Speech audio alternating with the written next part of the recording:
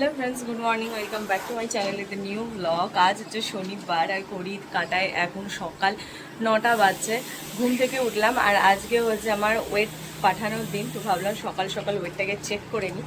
তো চলো ওয়েট মেশিনে উঠি, চেক করি, দেখি কিছু হলো কিনা। জানি একটু গন্ডগোল হবে, কারণ আমি খেয়েছি এই পয়লা বৈশাখে, একটু খাওয়া দাওয়া তো হয়েছে, মিষ্টি খেয়েছি, তারপরে পরোটা খেয়েছি, চিকেন, মানে অনেক কিছুই রিচ খাওয়া হয়েছে। তো সেক্ষেত্রে ওয়েটটা তো খানিকটা বাড়লেও বাড়তে পারে। তো দেখা যাক, মানে বাড়বে না, মানে যতটা কমার কথা তার থেকে খানিকটা কম কমবে, এটাই এফেক্ট হবে, আর কিছুই হবে না। তো এনিওয়েজ চলো আজকের দিনটা এখন থেকেই শুরু করছে, তোমরাও দেখতে থাকো আজকে সারাদিন আমি ঠিক কী করে কাটাচ্ছি। তো চলো আজকের দিনটা এখন থেকেই শুরু করে দিই। চল দেখি ওয়েটটা এক্স্যাক্টলি কত দেখায়। ও আমি তো ফোন নিয়ে উঠতে পারবো না, আগে উঠি তারপর দেখাচ্ছি।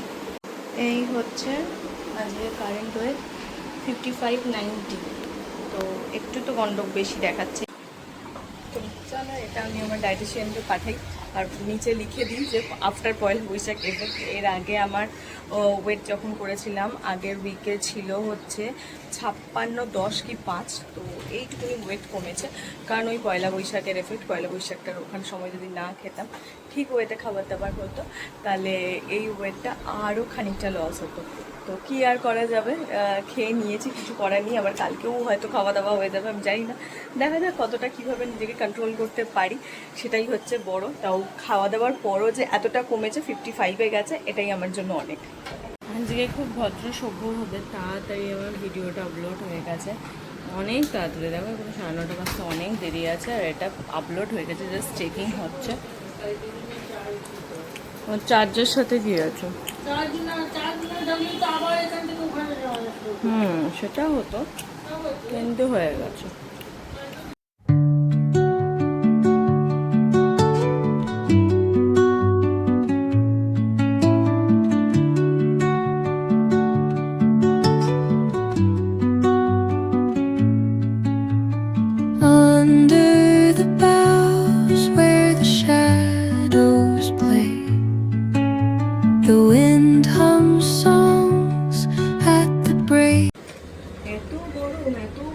রেডি কি হবো, মানে ঘেমেই যাচ্ছি। আর ফ্যানের যে এইখানটা এতটাই দূর যে প্রচণ্ড গরম করে। আজকে বাইরে খুব গরম, চুল খুলে মুলে আর যেতে পারবো না মনে হচ্ছে। আর আজকের জন্য একটুখানি চুলটাকে বেঁধেই যেতে হবে, বিচ্ছিরি গরম করছে আজকে।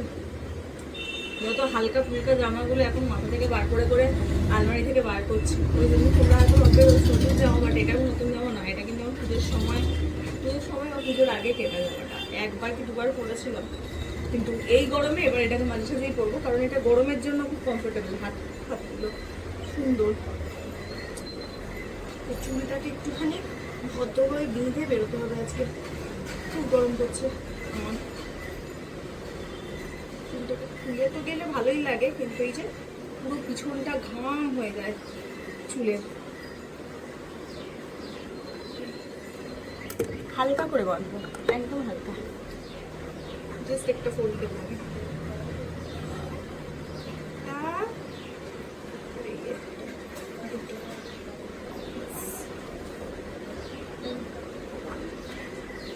আমার ঠিক লাগছে পিছন থেকে, হালকা করে মাখবো, দিয়ে আবার ঠিকঠাক করে নেবো চুলটাকে। তাও হলো না, এগুলো দিয়ে খুলে যাচ্ছে। দেখি ঠিক করে ম্যানেজ করি চুলটাকে। কাকু এই সবে এসে নিচে দাঁড়ালো, চলো চুলটাকে ঠিক করে ম্যানেজ করি, তারপর দেখাচ্ছি কিরকম হলো। আমি রেডি, চলো বেরোই। হ্যাঁ, পেটের এখানটায় যে একটা বো করিয়ে দিতে বলছি, এখানে একটা দড়ি আছে, এইভাবেই চুলটাকে বাঁধলাম। আর চুলটা গরমের চোটে ঘামে প্যাচ প্যাচ টাইপের হয়ে গেছে, ওই জন্য যাই করি না কেন একটা অদ্ভুত রকম লাগছে। চল এইভাবেই যাবো, কি করে দেবো। এবং একটু ইয়ে দাও তো, মুখটা একটু মুছি, গরমে এই বইটা দাও, মুখটা একটু মুছি। গরমে মুখটা খুব খারাপ অবস্থা। টাটা, চলো যাই। আজকের দিনটা পড়লে হয়, যা গরম ভালো লাগে না আমার। টাটা মা, চলো যাই। আর এই গরমে লেগেজ টেগেজ পড়তে ইচ্ছে করে না গো। মনে হয় অফিসে যদি শর্টস আর নর্মাল টি শার্ট পরে যেতে পারতাম, সেটা হয়তো সবচেয়ে বাবারে সুবিধা। এত শক্ত এটা, টানতে গেলে জীবনটা বেরিয়ে যায়। বাড়ি ফিরে এসে বসে পড়েছি খাটে, আর আমি আর মা এখন বকবক করছি। আর আজকে আবার এখানে মিছিল, না কি বলে এটাকে, পথসভা হচ্ছে। জানলাগুলো দেওয়া আছে বলে একটু সাউন্ডটা কম আছে, না তারও স্বরে চিৎকার করছে আজকেও আবার। কালকে ছিল এইদিকে, আজকে হচ্ছে এইদিকে। তবে কালকে একটু সাউন্ডটা কম মনে হচ্ছে, জানি গাঁগিয়ে চালু করেছে, মাথা ব্যথা হয়ে যাওয়ার। কালকে তো জানলা বন্ধ ছিল, শুধু এইদিকে জানলাটা মনে হয় খোলা ছিল, সেই কারণে হতো। দেখো গরমে আমার কেমন একটা গরম গোটা বেরিয়েছে, দেখতে হচ্ছে কতটা বড় গরম গোটাটা। ব্যথা না, কিছু হয়েছে গরমেতে, এত গরম। এই গালটা দেখো পুরো ক্লিন, কিচ্ছু নেই এখানটাতে। এই গালটা তো হচ্ছে পুরো একদম এতে এত বড় একখানা ফসকা উঠেছে। চলো উঠি, যাই, গিয়ে জামা কাপড়টা ছাড়ি, ফ্রেশ হই একটু বসি। আমি কাটবো না, আমি কাটবোই না, তুমি ফাইলটা নিয়ে আসো, তাহলে আমি না না না আমি করবো না, আমি করবো। আরে বাবারি, আরে বাবারি, মায়ের সাথে মারপিট করছি, আমার সাথে আমার নখ কাটবে বলে পায়, আমি কাটবো না। তুই ওই সাইড গুলো কেটে দিতে দে, কোদালের মতন হয়েছে দেখ। আর তুমি ছোট করে দেবে না তো? না, হ্যাঁ সত্যি বল, সত্যি বলেছি, ভালো কাজ ছোট করবো না। না, হ্যাঁ এই সাইড কেটে দাও।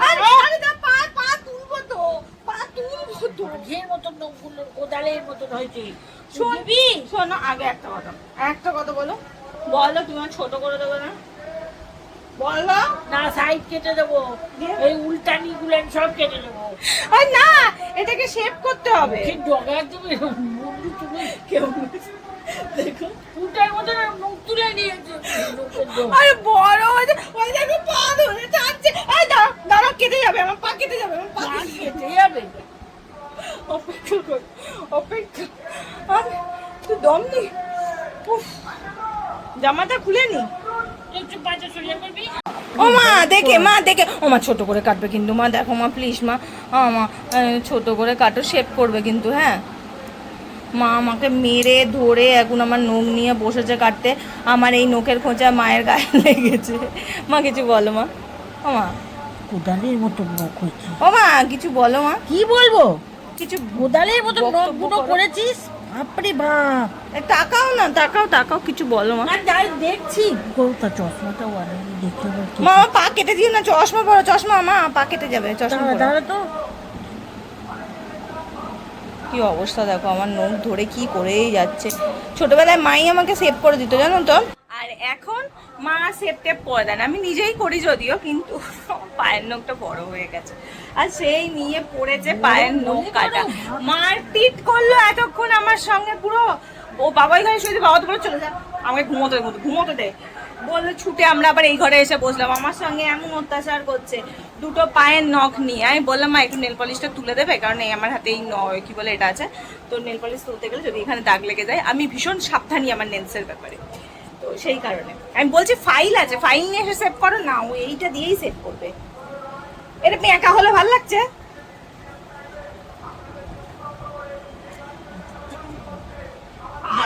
আরে বাবা কেটে দিচ্ছে পুরো, আরে বলছে রাগ বকে যাচ্ছে, শুনতে পাচ্ছি বকবকানি গুলো, বলছে রাগ উঠে যাচ্ছে আমার,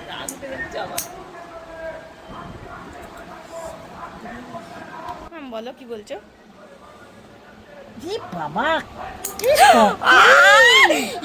মা কেটে কি করলে তুমি এটা? উঠে যাবে, আরে কেটে গেল তো, ভালো হয়েছে, কিচ্ছু হবে না। এ বাবা মানুষের খাবলে খাওয়ার অস্ত্র বানিয়েছে, মেরে ফেলবে গেল পুরোটা, আবার হয়ে যাবে।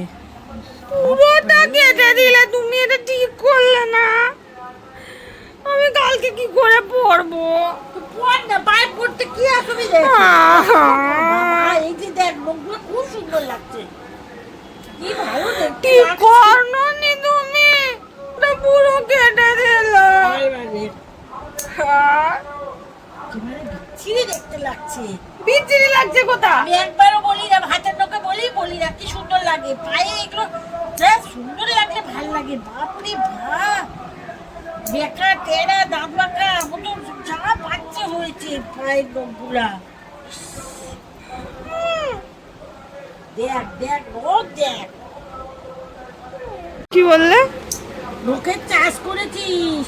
কোথায়? ওই ছোট ছোট দুটো নখ কেটেছে তাই নিয়ে বলছে। ছোট ছোট দুটো? ভালো লাগে না, কেটে দিল তো।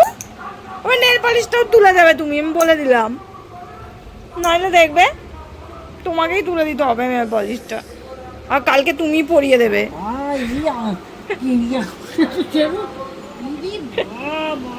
করছে তখন থেকে আমার সাথে অত্যাচার করেই যাচ্ছে, আমার সঙ্গে অত্যাচার করছি।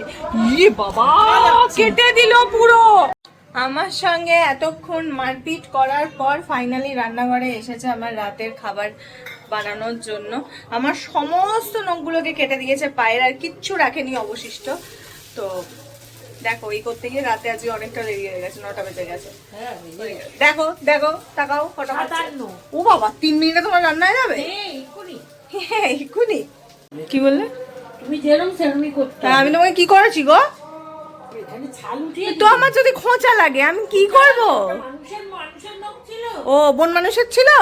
মানুষের মতন নখ। হ্যাঁ বন মানুষের। জানোয়ারের নখ, ই বাবা, তোমাকে জানোয়ার বলছো? জন্তু জানোয়ারের নখ। ছি ছি ছি ছি ছি ছি ছি। বাঘের মতন একদম ভালো। নখ সব। সব কেটে দিলে, হ্যাঁ, এবার শেপ তুমি করে দেবে। দেখতে একদম পরিষ্কার কি লাগছে। পচা দেখাচ্ছে পাগুলো, সব নখ চলে গেছে। দান মুখ এরকম এরকম। সব বাজে কথা, একটাও সত্যি কথা নয়। না না, সব সত্যি কথা নয়। হ্যাঁ, আর এই দেখো এখানে চলছে রান্না, ছিল আজকে ডিনার।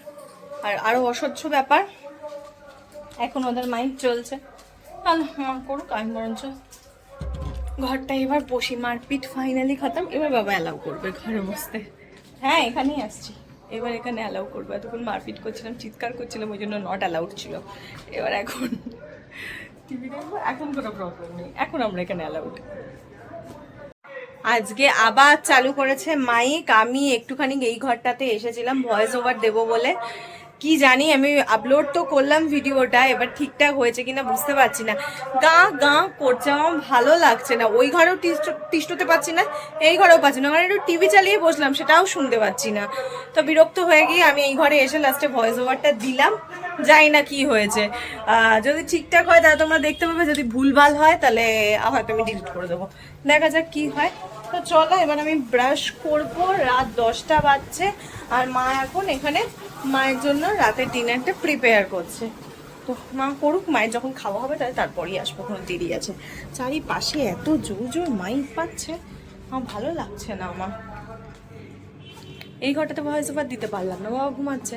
তো সেই কারণে ভিডিওটা পজ করে আমি ওই ঘরে গেলাম, গিয়ে দেখি এক বিপত্তি। আর কি করা যাবে। এদেরও মিটিং শেষ হয়েছে, আমাদেরও রাতের সমস্ত কাজ শেষ হয়েছে। এবার হচ্ছে শুতে আসার পালা।